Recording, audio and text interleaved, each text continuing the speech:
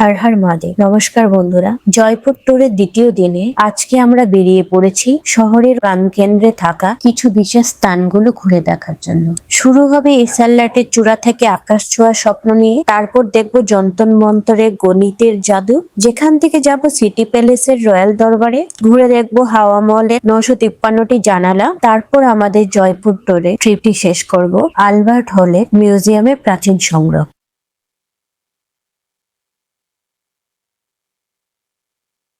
শুরুতেই আমরা চলে আসলাম এসারলাটের সামনে। এইবার ধীরে ধীরে আমরা এগিয়ে যাব এসারলাটের ভেতরে, টিকিট করব, তারপর এসারলাটের চূড়ায় উঠে পুরো জয়পুর শহরটাকে দেখব। চলুন যাওয়া যাক। এখান থেকে আপনাদের টিকিট করে নিতে হবে। এই মিনারটির উপরে ওঠার জন্য টিকিট কস্ট পড়েছে 55 রুপিস ইচ পার্সন। তো চলুন এবার ধীরে ধীরে আমরা এগিয়ে যাই মিনারটি ঘুরে দেখার জন্য।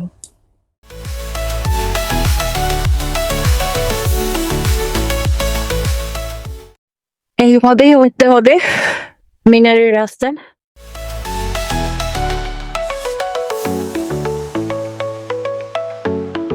ঢাকা থেকে শহর কিছুটা দেখা যাচ্ছে। চলুন একদম উপর বোঝা যাচ্ছে।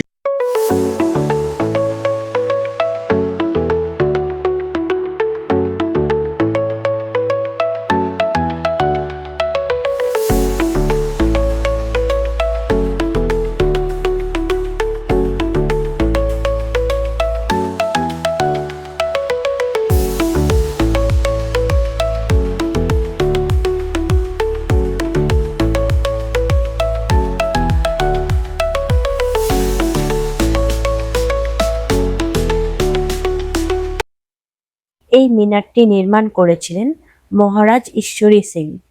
এটি একটি বিজয় স্তম্ভ যা স্বর্গের পথ বা টাওয়ার অফ হেভেন নামেও পরিচিত। এই 7 তলা উঁচু মিনারে একেবারে উপরে ওঠে আপনি গোটা জয়পুর শহরের একটি 360 ডিগ্রি ভিউ পাবেন। এখান থেকে সিটি প্যালেস, যন্তর মন্তর এবং হাওয়া মহলের মতো জায়গাগুলোও দেখা যায়। আমরাও উপর থেকে খুব সুন্দরভাবে গোটা জয়পুর শহরটাকে খুব ভালোভাবে দেখতে পেলাম। এই যে চলে এসছি আমরা সার্গাসলি বিশাল রোডে। এখান থেকে আপনারা জয়পুর শহরে 360 ডিগ্রিতে পুরো ভিউ দেখতে পারবেন। দেখতে পাচ্ছেন আমাদের পিছনে পুরো জয়পুর শহরের ভিউ।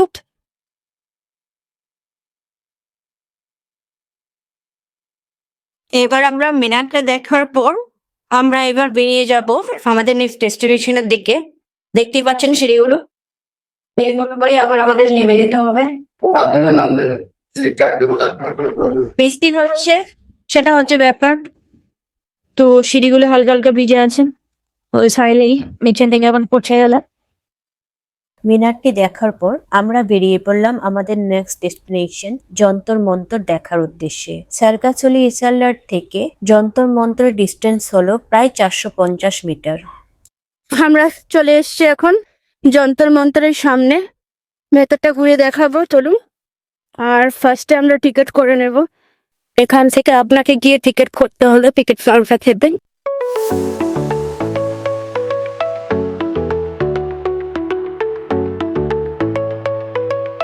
এই যন্তর মন্তরে যাওয়ার জন্য আমাদের টিকিট কস্ট পড়েছিল 52 রুপিস ইচ।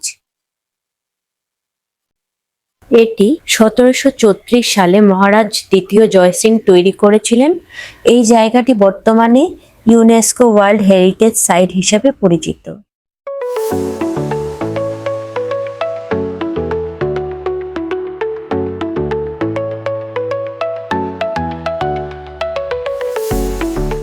এটা হচ্ছে মেন বড়ি। এখান দিয়ে টাইম সূর্য উঠলে সূর্য অনুযায়ী এখানে টাইম নির্ধারণ করা হয় এই জায়গাটাতে।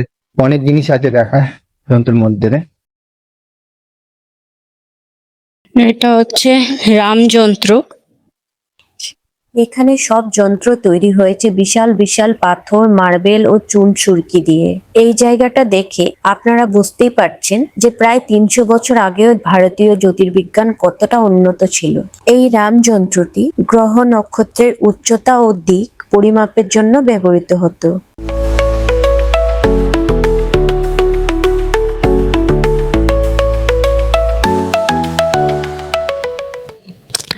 এখানে লিউ সিং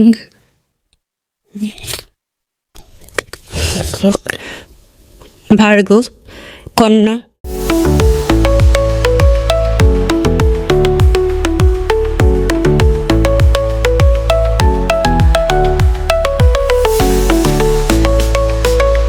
ক্যান্সার, কর্কট। এই স্থানটিতে রয়েছে রাশি বলয় যন্ত্র। এখানে আসলে 12টি ভিন্ন ভিন্ন যন্ত্রের সমষ্টি রয়েছে, যার প্রতিটি আমাদের 12টি রাশির প্রতিনিধিত্ব করে। বছরে বিভিন্ন সময়ে সূর্যের অবস্থান এবং সেই অনুযায়ী রাশিচক্রের পরিবর্তন এখানে পরিমাপ করা হতো। এই যন্ত্রগুলো দেখে আপনার মনে হবে যেন একটি খোলা আকাশের নিচে রাশিচক্রের লাইব্রেরি। যারা জ্যোতিষশাস্ত্রে বিশ্বাসী তাদের জন্য এই রাশি বলয় যন্ত্র। এটি দুটি অর্ধ গোলাকার বাটি আকৃতির যন্ত্র, যেখানে সূর্যের ছায়া থেকে জ্যোতির্বিজ্ঞানীরা গ্রহ নক্ষত্রের অবস্থান এবং রাশিচক্রের গণনা করতেন। অনেকটা আকাশের উল্টো প্রতিচ্ছবি এর ভেতরে দেখা যায়। এই যন্ত্রটির নাম হচ্ছে প্রকাশ যন্ত্র।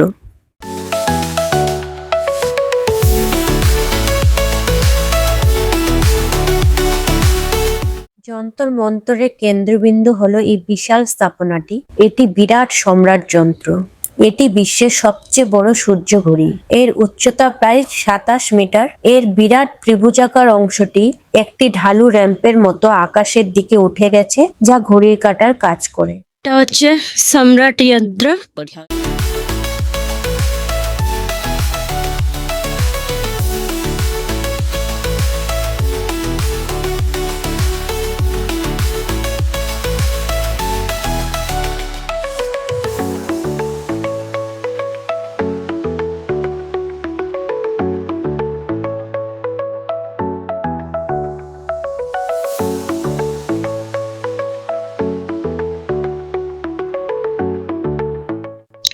এটা হচ্ছে যন্তর মন্তরের নকশা।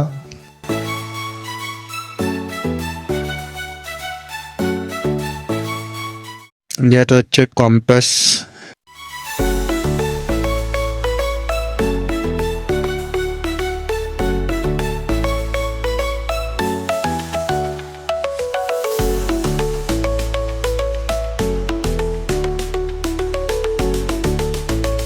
এইভাবে আমরা যন্তর মন্তরের ভেতরটি ঘুরে দেখলাম। কেমন লাগলো মহাকাশ আর সময়ের এই বিশাল গণিত কেন্দ্র, কমেন্টে অবশ্যই জানাবেন। এই যন্তর মন্তর থেকে বেরিয়ে ঠিক আগে এগিয়ে সামনে আছে সিটি প্যালেস। তো চলুন সিটি প্যালেসটা আপনাদের ঘুরে দেখাচ্ছি। এইবার আমরা এখান থেকে বেরিয়ে যাব সোজা যন্তর মন্তরের ঠিক পাশে অবস্থিত সিটি প্যালেসে। চলুন সিটি প্যালেসের উদ্দেশ্যে যাওয়া যাক। এখানে প্রবেশ মূল্য 300 টাকা করে পার পার্সন। এখান থেকে আমরা টিকিট করে নিলাম। সিটি প্যালেসে ঢোকার জন্য দুটো ইট দেখিয়েছে। এর মধ্যে প্যালেস পুরা সব কিছু রয়েছে, কি কি ভেতরে রয়েছে সব ওই জায়গায় রয়েছে। দেখুন পুরো মার্ক করা রয়েছে। আপনার এই অনুযায়ী এখানে ঢুকে আপনারা দেখতে পারবেন কি কি রয়েছে। এটাই হচ্ছে জয়পুরের সবচেয়ে ফেমাস জায়গা।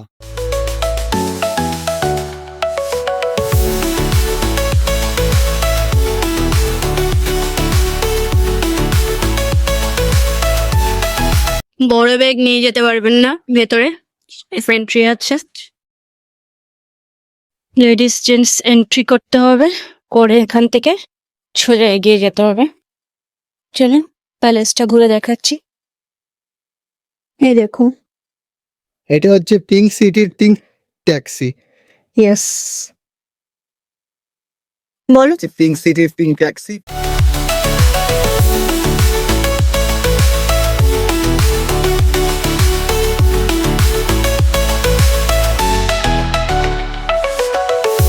ফটোগ্রাফি অ্যালাউড ছিল না। হ্যান্ডিক্রাফটের যা জিনিস আছে, হ্যান্ডক্রাফটের জিনিসগুলো ছিল ভেতরে। তো ভালোই ছিল, ঘুরে দেখলাম, ভালো। এবার প্যালেসটা একটু ঘুরে দেখবো, তারপর বেরিয়ে যাব। এই বিশাল প্রাসাদটি হলো রাজপুত, মুঘল এবং ইউরোপীয় স্থাপত্য শৈলীর এক নিখুঁত সংমিশ্রণ। 1700 শতকের শুরুতে মহারাজা সওয়াই জয় সিং দ্বিতীয় এই প্রাসাদ নির্মাণ করেন, যা আজও জয়পুরের রাজপরিবারের বাসস্থান হিসেবে ব্যবহৃত হচ্ছে। এই মহলটি এখন একটি জাদুঘর। এখানকার প্রধান আকর্ষণ হলো রাজপরিবারে ব্যবহৃত ঐতিহাসিক পোশাক, অস্ত্র এবং বিভিন্ন শিল্পকর্মের সংগ্রহ। এখানে আপনারা মহারাজা দ্বিতীয় মাধু সিং এর জন্য তৈরি করা বিশাল আকারের পোশাক দেখতে পাবেন, যা দেখলে বোঝা যায় রাজাদের জীবনযাত্রা কতটা আড়ম্বরপূর্ণ ছিল।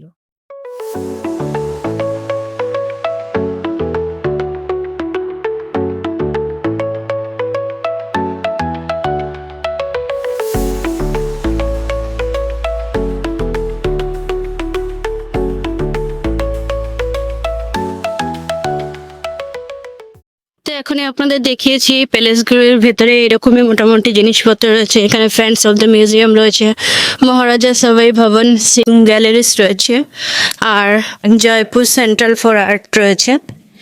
যাই ভেতরটা একটু ঘুরে দেখি, যদি ভিডিও করা পসিবল হয় অবশ্যই আপনাদের ভিডিওতে তুলে ধরবো ভেতরে কি কি জিনিস আছে।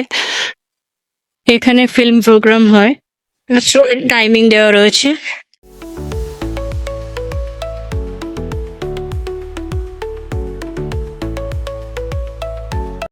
সবকিছুই আর্টিস্ট সিনেমার ডিটেলস রয়েছে।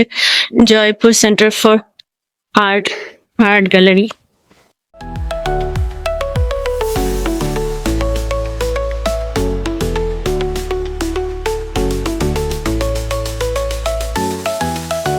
প্রিন্সেস দিয়া কুমারী অফ জয়পুরের, এটা হচ্ছে হিজ হাইনেস মহারাজা।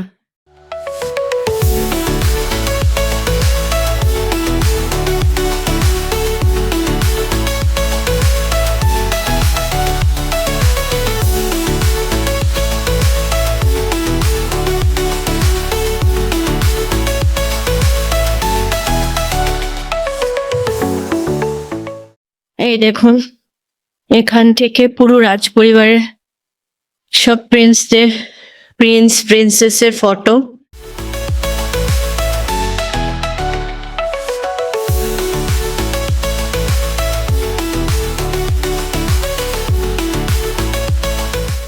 এই দেখুন পুরো রাজ পরিবার, ইয়োর হাইনেস। এই যে প্রীতম নিবাস।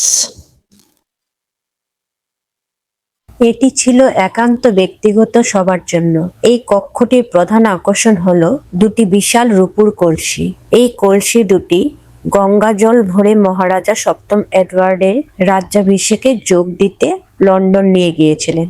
এই প্রতিটি কলসির ওজন প্রায় 345 কেজি।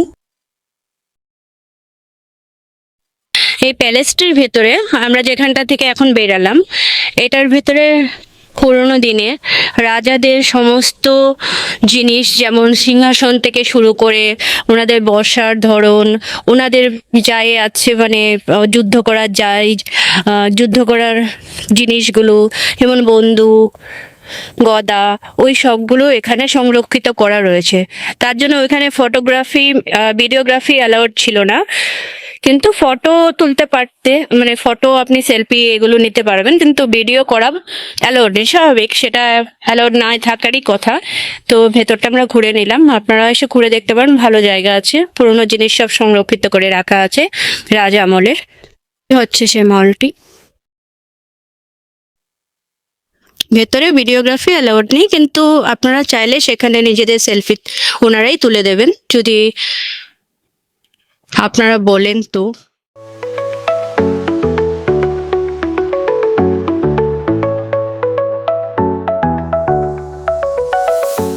এইবার আমরা পৌঁছে গেলাম হাওয়া মলের সামনে। সিটি প্যালেস থেকে হাওয়া মহলের দূরত্ব হলো প্রায় 1 কিলোমিটারের কাছাকাছি। হাওয়া মহলের এন্ট্রি ফি 52 রুপিস ইচ। আগের ভিডিওতে আমরা আপনাদের রাতের বেলায় হাওয়া মহলের একটি খুব সুন্দর দৃশ্য দেখিয়েছিলাম। বাইরে থেকে হাওয়া মহলকে দেখে মনে হচ্ছিল একটি বিশাল আকারের মুকুট। বাইরের জমকালো সজ্জার বিপরীতে ভেতরের অংশটি তুলনামূলকভাবে সাধারণ। মহারাজা সওয়াই প্রতাপ সিং এটি তৈরি করেছিলেন রাজপরিবারের মহিলাদের জন্য, যাতে তারা পর্দা প্রথা থেকে জনসমক্ষে না এসেও নিচের প্রধান রাস্তার উৎসব, শোভাযাত্রা ও দৈনন্দিন জীবন দেখতে পারেন।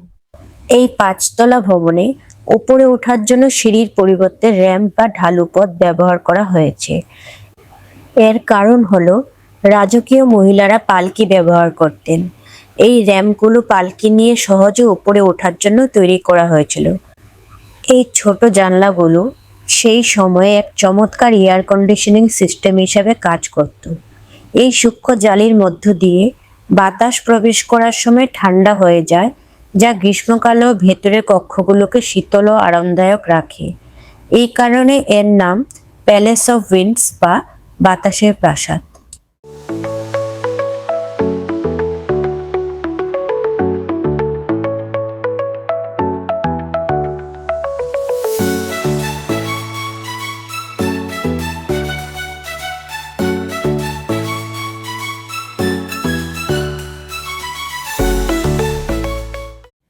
হাওয়া মহলের 5ম তলায় দাঁড়িয়ে পুরো জয়পুর শহরে অপূর্ব সুন্দর দৃশ্য।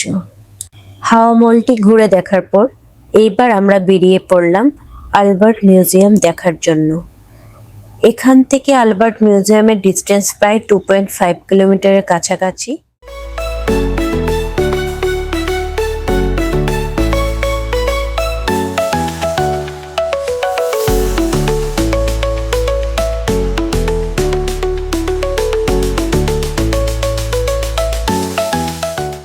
আলবার্ট মিউজিয়ামের ভেতরে ঢোকার জন্য আমাদের টিকিট কস্ট পড়েছিল 52 রুপিস ইচ। চলুন এবার আলবার্ট মিউজিয়ামটি ঘুরে দেখা যাক। ঢুকতেই আমরা দেখতে পেলাম পারস্য এবং ভারতীয় কার্পেটের অসাধারণ সংগ্রহ।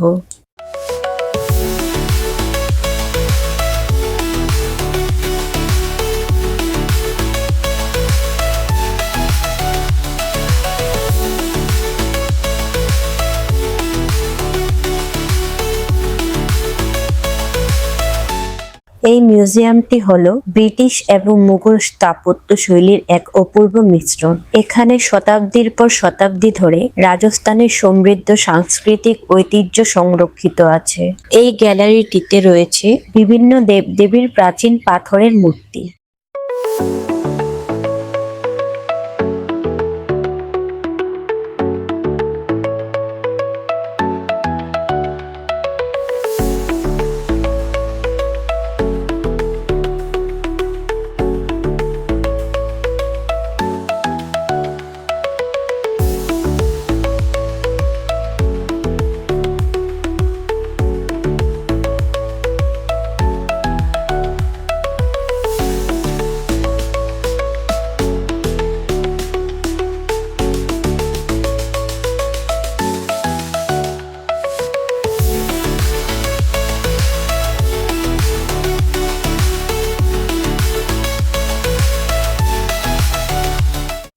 এই গ্যালারিটিতে রয়েছে রাজকীয় যোদ্ধা এবং সৈনিকদের ব্যবহৃত তলোয়ার, বন্দুক, ঢাল এবং অন্যান্য যুদ্ধাস্ত্রের বিশাল সংগ্রহ। এর মাধ্যমে রাজপুতদের যুদ্ধ কৌশল ও ক্ষমতার ঝলক দেখা যায়।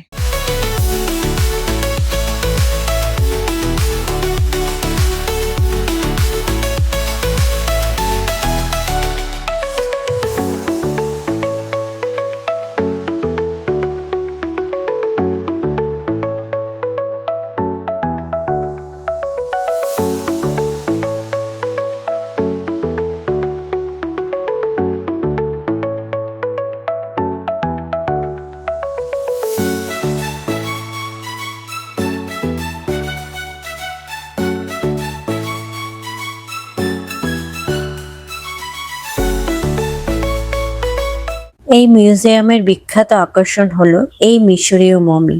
এটি হলো 2600 বছরেরও পুরনো, যা মিশরীয় জীবন ও সংস্কৃতি সম্পর্কে এক বিরল ধারণা দেয়। এটি রাজস্থানের মতো জায়গায় এমন প্রাচীন মমি দেখার এক অনন্য সুযোগ। এই স্থানটিতে রয়েছে রাজপরিবারের ব্যবহৃত গয়না।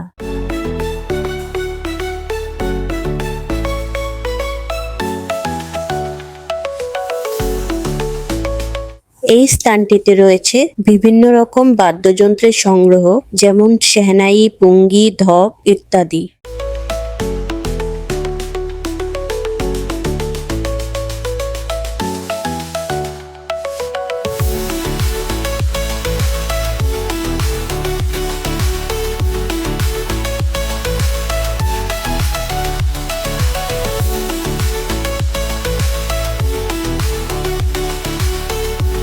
এই অ্যালবার্ট মিউজিয়ামের অসাধারণ স্থাপত্য এবং তার ভেতরের রত্নভাণ্ডার ঘুরে দেখার পর সত্যি মন ভরে গেল।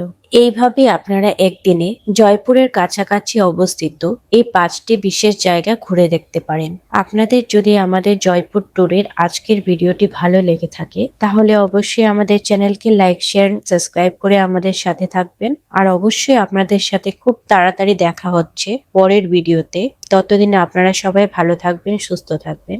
হর হর মহাদেব।